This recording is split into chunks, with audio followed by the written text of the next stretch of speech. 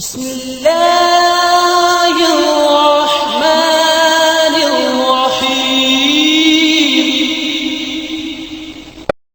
مٹی کی چادر اوڑھ کر ایسا بے نام و نشان ہوگا کہ کوئی نہ فاتحہ پڑھنے والا ہوگا نہ کوئی دعا کرنے والا ہوگا۔ بے حیا معاشرہ وہ زمین کے لیے دھرتی کے لیے ناسور بن جاتا ہے، اور پاکیزہ معاشرہ اس کائنات کا سب سے خوبصورت پھول ہوتا ہے جس کی مہک سارے عالم کو چمکاتی ہے، سارے عالم کو خوشبودار کرتی ہے۔ دمشق جب فتح ہوا تو کیسر کی بیٹی وہاں کے حکمران کی بیگم تھی، توما، اس کا نام تھا توما، وہ قتل ہو گیا۔ جب باندیاں کٹھی ہوئیں مال غنیمت میں تو حضرت خالد کو پتا چلا کیسر کی بیٹی بھی باندیوں میں، تو انہیں ایک دم اس کو الگ کیا، خیمہ لگوایا، اس کی نوکرانیوں کو اس کے ساتھ کیا اور ان کے لیے پہرا مقرر کیا۔ پھر عزت و احترام کے ساتھ 400 آدمیوں کا دستہ فوجی صحابہ کافر کی بیٹی کو پہنچانے جا رہا ہے کہ جاؤ اس کے باپ کے پاس پہنچا کر آؤ، اسے کہو کہ ہم دشمن کو بھی یہ عزت دیتے ہیں، ہم عزت کی یوں حفاظت کرتے ہیں۔ یہ 400 مقدس ترین انسانوں کا قافلہ ایک کافر کی بیٹی کو پہنچانے کے لیے بارڈر تک گیا، انطاکیہ آج کل ترکی میں ہے۔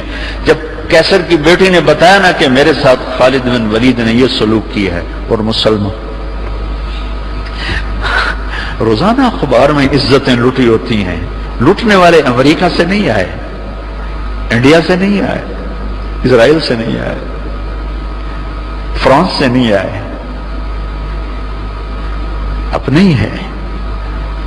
ماؤں نے جن کے چھوڑ دیا، باپ نے کمائی کے چکر میں بتانا بھی چھوڑ دیا، تو درندے بن کے باہر نکل آئے، وحشی بن کے باہر نکل آئے۔ یہ کوئی امریکہ کی سازش ہے؟ روزانہ عزتیں لٹ رہی ہیں۔ جب کیسر کو پتا چلا، اس کی بیٹی نے بتایا تو کیسر رونے لگا اور اس نے کہا جس قوم کے یہ اخلاق ہوں ایک دن آئے گا کہ میرے اس تخت کے بھی مالک ہوں گے جس پر میں آج بیٹھا ہوا ہوں۔ اور 6 مہینے بعد وہ ہوا، اللہ نے انطاکیہ بھی صحابہ کے قدموں میں ڈالا۔ میرے عزیزو، ہماری ایک عزت ہے، ہماری ایک ناموس ہے، ہماری آنکھ بے حیا نہیں ہوتی، ہم اللہ کی بتائی ہوئی ترتیب کے مطابق اپنی زندگی کی راہیں طے کرتے ہیں، ہم اس کو کراس نہیں کرتے۔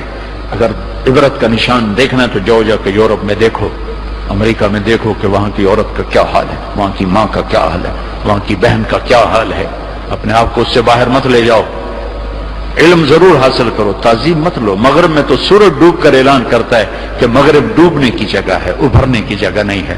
ابھرنے کے لیے اللہ نے مشرق کو بنایا ہے، تو اپنی تہذیب کی، اپنی عزت کی، اپنی ناموس کی حفاظت کرو، اپنے استادوں کی قدر کرو، جس سے پڑھو اس کے سامنے ساری زندگی سر جھکا کے چلو، چاہے وہ اچھا ہے برا ہے۔ اگر تمہارا استاد ہے ساری زندگی اس کے آگے سر نہ اٹھانا، اللہ تمہارے علم میں برکت دے گا، تمہارے علم میں برکت دے گا۔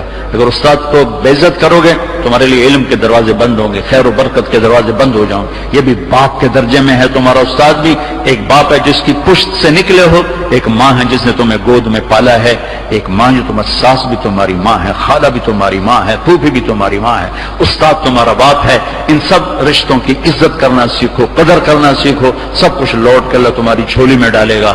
تمہیں خوبصورت زندگی گزار کر جب اللہ کی بارگاہ میں پہنچو گے تو اللہ کے محبوب کے ہاتھوں سے جام میں کوثر سب سے پہلے پلائے جاؤ گے، اور عزت کے ساتھ اللہ کی جنت میں داخل ہوگے، اور اللہ پاک کے دربار میں عالی مقام لے کر ہمیشہ کی زندگی پاؤ گے۔ یہ تو دکھوں کا جہان ہے۔ تم خود سوچو، جب آدمی آبزرویشن میں بیٹھا ہو تو سکھی ہوتا ہے کہ تنگ ہوتا ہے کہ یار وی سی صاحب دیکھ رہے ہیں، یار وی سی صاحب دیکھ رہے ہیں، یہ کیمرہ فٹ ہے، یار کیمرہ فٹ ہے، یار کیمرہ فٹ ہے، یار کیمرہ لگا ہوا ہے۔ میرے اللہ کے کیمرے یہ 2 کرامن کاتبین ہر وقت ہمیں آبزرویشن میں لیے بیٹھے ہیں، لیے بیٹھے ہیں، لیے بیٹھے ہیں۔ موت تو چھٹی کا نام ہے، اگر اللہ راضی ہو گیا تو موت چھٹی، سیدھے اللہ کی رحمت میں پہنچ گئے۔ تو سارے بچے اس کی نیت کرو، ارادے کرو، اللہ سے مانگو، وہ خوبصورت زندگی لے کر جاؤ جس پر پھر یہ سارے مزے اللہ آگے تمہیں کھانے کے بھی پورے کر دے، شادی کے بھی پورے کر دے، گھروں کے بھی پورے کر دے، اور عزت کے بھی ہو جائیں، کامیابی کے بھی ہو جائیں، اللہ پاک سے لینے والی بھی بن جائے۔ 5 فٹ نالا سے کی کرنا ہے؟ یہ تو ہم گھستے گھستے 5 فٹ کے ہو کے رہ گئے۔ ہمارے بابا آدم 130 فٹ کی ہائٹ تھی، اما ہوا 130 فٹ کی ہائٹ پر تھی۔ یوسف علیہ السلام کو تو لوگ جانتے ہیں سب سے خوبصورت تھے، عورتوں میں سب سے خوبصورت کون تھا؟ یہ کم معلوم ہے، حضرت حوا سب سے حسین خاتون تھی، سب سے حسین حضرت حوا، دونوں اماں ابا 130 فٹ کی ہے۔ جنت میں جانے سے پہلے ہم چھوٹے کرتے ہوں گے، چونکہ جنت کی لڑکی، جنت کے خادم سب 130 فٹ پر ہیں، سب 130 فٹ میں، تو اللہ تمہیں بھی 130 فٹ پر لے جائے گا، 130 فٹ۔ یہ پیسج آف ٹائم نے چھیلتے چھیلتے چھیلتے یہ کر لیا ہے۔ 10,000 سال نے ہمیں گھسا گھسا گھسا گھسا گھسا کے 5 فٹ پہ آگے کھڑا کیا، واپس جاؤ گے 130 فٹ۔ آدم بھی، حوا بھی، جنت کی حور بھی، یہ خواتین بھی، آپ بھی سب 130 فٹ پر جاؤ گے۔ اور جنت کی عورت کو اللہ نے مشکمبر زعفران کافور سے بنایا، سورج کو انگلی دکھائے سورج نظر نہ آئے، سمندر میں تھوک ڈالے شہد سے زیادہ میٹھے ہو جائیں، مردوں سے کلام کرے ان میں زندگی کی روح پھونک دے، کلائی نمودار ہو جائے، 7 آسمان کے اندھیرے 7 زمینوں کے اندھیرے روشنیوں میں تبدیل ہو جائیں۔ یہ ایمان والی عورت اس جنت کی لڑکی سے 70,000 گنا زیادہ خوبصورت ہوگی۔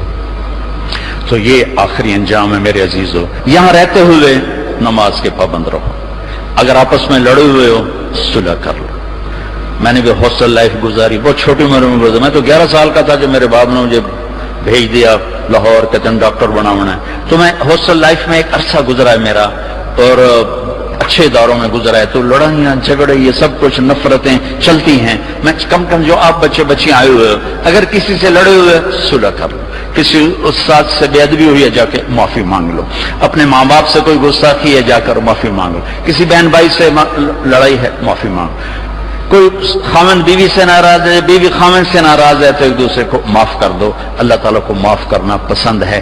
آپس میں محبت سے رہو، درگزر سے رہو، کہیں لڑائی ہو جائے صلح کرواؤ، کہیں جھگڑا ہو جائے صلح کرواؤ، چپ رہنا سب سلوک کرو کہ عسیٰ ان تکرہوا شیئا ویجعل اللہ فیہ خیرا کثیرا، تمہیں اس ناگواری میں اللہ بہت کچھ دے دے گا، بہت کچھ دے دے گا۔ امام غزالی کی روایت ہے، جس کا خامن بدتمیز ہو، اکثر تو خامدی ہوتے ہیں، بد زبانی بھی ہوتی ہے، بدتمیزی بھی ہوتی ہے، عورتیں بھی ہوتی ہیں، کم ہوتی ہیں، مرد زیادہ ہوتے ہیں۔ جس کا خامن بدتمیز ہو اور عورت صبر کر جائے تو اس سے وہ اجر ملے گا جو فرعون کی بیوی حضرت آسیہ کو ملا تھا، فرعون کی زوجیت۔ جس کی بیوی بدتمیز ہو اور خامن صبر کر جائے تو اس خامن کو وہ اجر ملے گا جو لوط علیہ السلام اور نوح علیہ السلام کو ملا تھا، کافر بیویوں کو برداشت کرتے۔ کیا مثال ہے! طلاق نہیں دی، نباہ کر کے دکھائے، طلاق نہیں، نباہ کر کے دکھائے۔ اگر باپ کو سمجھنا چاہتے ہو قرآن میں باپ کیسا ہونا چاہیے، قرآن نے ایک باپ کا ذکر کیا ہے کہ ایسے باپ کو، ایسا باپ پورے قرآن میں بیان نہیں ہوا، وہ ہے یعقوب علیہ السلام۔ جیسے یعقوب نے باپ بن کے دکھایا ہے، پوری امت کے لیے پیغام ہے، اگر اولاد نافرمان ہو جائے تو کیا کرو، گھر سے نکال دو، جائیداد سے آگ کر دو، لڑائیاں جھگڑے شروع کر دو، نہیں، صبر کرو، فصبر جمیل واللہ المستعان علی ما تصفون۔ ذرا بیٹوں کا تبصرہ سنو، ان ابانا لفی ضلال مبین، باپ نبی ہے، نبی کا بیٹا ہے، نبی کا پوتا ہے، نبی کا باپ ہے، اور کہہ رہے ہیں ہمارا باپ بہت بڑا گمراہ انسان ہے۔ اور فی کے ساتھ جو انہوں نے کر دیا ہے، فی لفی ضلال مبین، اور اتنے غلط ذہن رکھنے والوں کو یعقوب علیہ السلام نے باپ بن کے دکھایا، گھر سے نہیں نکالا، تانا نہیں دیا تم نے میرے بیٹے کو تباہ کر دیا، تم نے یوسف کو اغوا کر کے ہلاک کر دیا، ایک لفظ نہیں بولے۔ 40 سال بعد اللہ نے سب کو ملا بھی دیا، جھکا بھی دیا، جوڑ بھی دیا، محبت اور الفتیں بھی قائم فرما دی، ایک دوسرے سے پیار محبت کی فضا بھی، سب کی بخشش بھی کروا دی۔ تو میرے سب سے زیادہ رشتوں کو نبھانا مشکل کام ہوتا ہے، تو جس کی بیوی بدتمیز ہو اور وہ خامن صبر کرے تو لوط اور نوح علیہ السلام والا صبر ملے۔ اولاد نافرمان ہو جائے، یہ میں اضافہ کر رہا ہوں، اولاد نافرمان ہو جائے اور باپ صبر کر جائے اور حسن سلوک کو باقی رکھے تو امید ہے اللہ یعقوب علیہ السلام والا اجر عطا فرمائیں گے، اجر عظیم عطا فرمائیں گے۔ ایک بہت بڑے بزرگ ہیں، ان کی بیوی بڑی بدتمیز، ان کا ایک مرید ان کو ملنے آیا، وہ گئے ہوئے تھے جنگل. اس نے دروازے پر دستک دی کہ میرے پیر ہیں. وہ کہنے کہ تیرا پیر دی بھی ایسی تیسی تے نال تیری بھی ایسی تیسی, نال چنگیاں سلواتاں پڑھ سنائی. اسے کہنے بھی اے کی بنی, تو اندر ہی کام بگڑیا پیا. اس نے دائیں بائیں پوچھا میرا پیر کدھر ہے؟ انہوں نے کہا ادھر جنگل گئے تھے. وہ جنگل کو چل پڑا. آگے دیکھا تو وہ لکڑیاں کاٹ کے شیر پر لاد کے آ رہے تھے, شیر پر.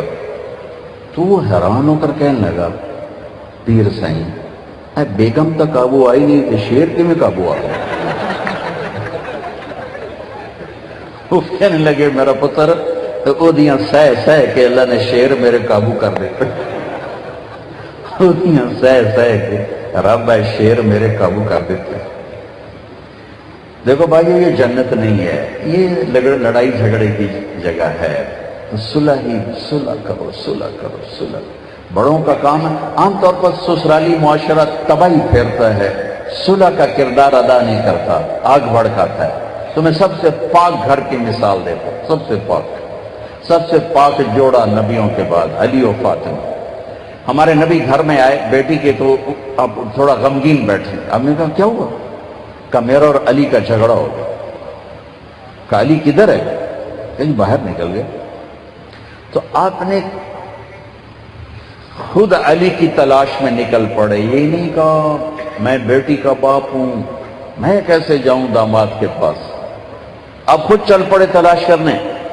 دیکھا تو حضرت علی مسجد میں لیٹے ہوئے تھے. تو چادر اتر, کرتا ذرا اوپر چڑھ گیا تھا تو کمر پر مٹی کے لگی ہوئی تھی. تو آپ آ کر بیٹھ گئے اور یوں اٹھائے, قم یا ابا تراب. بڑے پیار سے کہا ابو تراب اٹھو. ابو تراب کا مطلب تھا مجھے پتہ چل چکا ہے تمہارا دونوں کا جھگڑا, لیکن تو مجھے ویسا ہی پیارا ہے جیسے پہلے پیارا تھا. یہ پیغام ہے ابو تراب میں. اب لائے گھر آئے اور یوں لیٹ گئے.